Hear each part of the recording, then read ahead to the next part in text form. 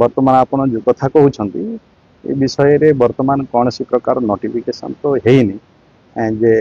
योजना शिक्षक देवाई करवाटा निश्चय विभाग सहित फिर आलोचना करी कौन हो बुझी आपण मान प्रत्याहार देखो तो प्रत्याहार तो आम लेवल रे आमे ये विषय को आमे निश्चय आमे टिके स्टडी करिवु कौन हो निश्चय विभाग सहित कथा हेबी जे आमर एमती नोटिफिकेशन किसी हो नथिला कि आमे एतिकी शिक्षक नियुक्ति देबु कि कौन करिवु हुए तो ये विषय आलोचना ही थई पारे आउ ये वर्तमान जो न्यूज रे बाहर आम निश्चय ये उपरे आमे देखिबु आगामी दिन रे वर्तमान आमे शिक्षक देइछ हमर माननीय मुख्यमंत्री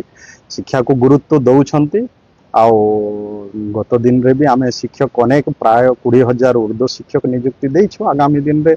आवश्यकता को दृष्टि रखिकिना निश्चय सरकार विचार करी। ब्रह्मानंद महाराणा प्राथमिक विद्यालय शिक्षक संघर सभापति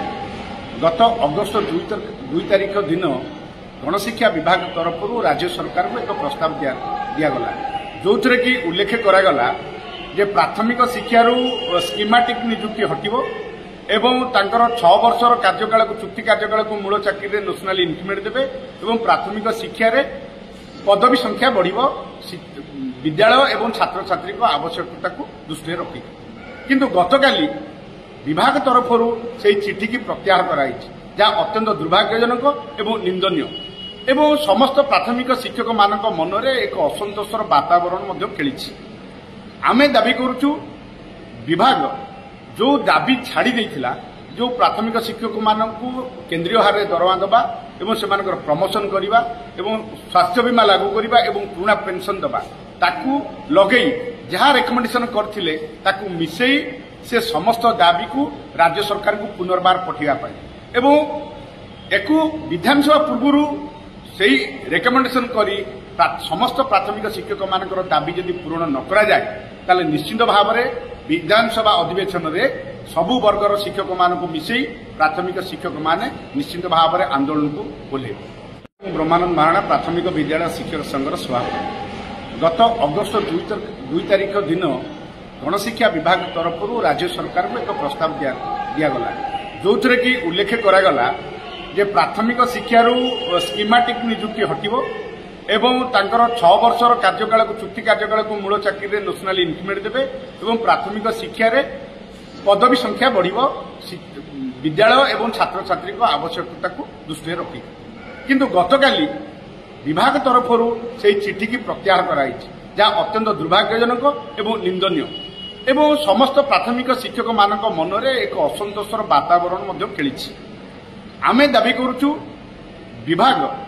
जो दाबी छाड़ी देथिला जो प्राथमिक शिक्षक मानकु केंद्रीय हारे दरमा दबा एवं सेमानकर प्रमोशन करिबा एवं स्वास्थ्य बीमा लागू करिबा एवं पुराना पेंशन दबा ताकू लगेई जहाँ रेकमेंडेशन करथिले ताकू मिसेई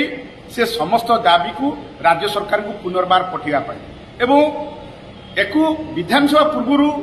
से रेकमेंडेशन करी समस्त प्राथमिक शिक्षक मानकर दाबी जदि पूरण न करा जाए ताले निश्चित भाव में विधानसभा अधिवेशन में सबु वर्गर शिक्षक मानक मिसई प्राथमिक शिक्षक माने निश्चित भाव में आंदोलन को बोले। नमस्कार, सुब्रत कुमार दल आवाहक level BA teacher association Odisha आज भद्रक जिलार 7टी ब्लॉकर टीचर शिक्षक नेतृमंडली नहीं शिशु विद्या मंदिर परिसर में बैठक अनुष्ठित होता।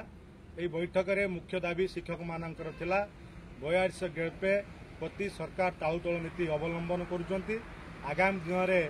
सारा शिक्षक समाज जदि सरकार आम दाबी प्रति कर्णपात न करेंगे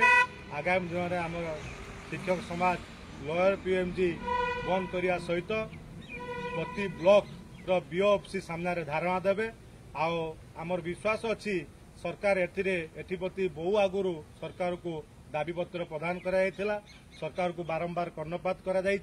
सरकार आम दाबी प्रति सचेतनता अच्छी बोली आम आशा करुचु आम भावुचु गुरु दिवस रे सरकार आमको निश्चित गोटे भेटी देवे बोली आशा और विश्वास अच्छी जदि न हुए आज आगामी दिन में आंदोलन को आउट तीव्रतर करा आज नेतृमंडली मान स्थिर है प्रति ब्लॉक पॉइंट रू आंदोलन को आउर जोरदार केमती करा जीवो सेतिप्रति सारा शिक्षक समाज आज आंदोलित केमती हेबे सेही प्रति बैठक निष्पत्ति नियागला। आगामी दिन में जदि आम दाबी प्रति सरकार कर्णपात न करती आम पुणी थे कहवाई चाहूँ आम बाध्य होई लोअर प्रिविलेज धारा देमु से सरकार को मो तरफ छोट वीडियो वार्ता माध्यम सचेतन करने प्रस्ताव दि जाऊँगी। आगामी दिन में सबू सारा शिक्षक समाज एकत्रित हम शिक्षक एकता जिंदाबाद भारत माता की जय Vande Mataram. Contractual repeal rule तैयारी कले जहाँ फल 2004 रु 2013 पर्यंत जो मैंने सीनियर शिक्षक से जो बेनिफिट थिला से 6 वर्ष चाकरी जोग करवा 6टा इंक्रीमेंट जोगेदेवा से बाद देते 2013 पर जो शिक्षक मैंने निजुक्ति पाई से बेनिफिट दि जाए बड़ प्रश्नबाजी सृष्टि होती सीनियर शिक्षक मैंने के बाद जी